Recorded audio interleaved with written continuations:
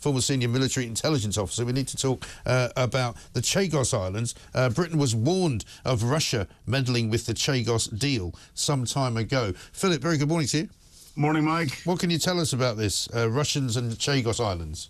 Well, it's standard Russian practice. The Russians, after the International Court of Justice gave an advisory to say that the Chagos, the UK should hand over control of the Chagos, that gave the Russians a blueprint to try and influence it through the back door. But not just the Russians. The Russians will have been working closely with the Chinese and doing this as well.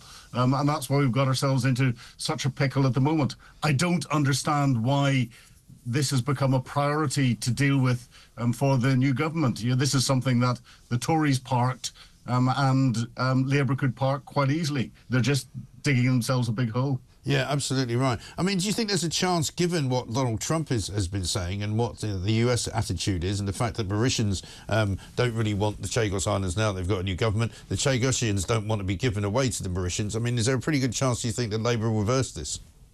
Well, I think if Labour's got any sense, they'll reverse it, because that's a no then.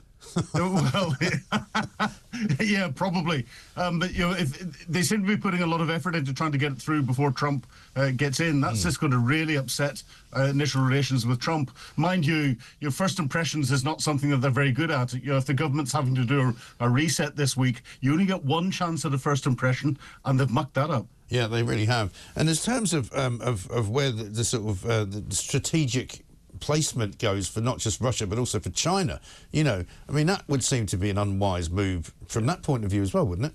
This is massively strategically important. It's not just a big US airbase on Diego Garcia, which is used for operations around the world, flying B-52s and other systems, but it's also a location for a large naval presence, but intelligence presence in the area. And if you look at the importance from a longer-term perspective, you look at what China's doing around the region. The governments around the world are increasingly worried. That's why the first ever deployment of HMS Queen Elizabeth was to Southeast Asia, down to this region.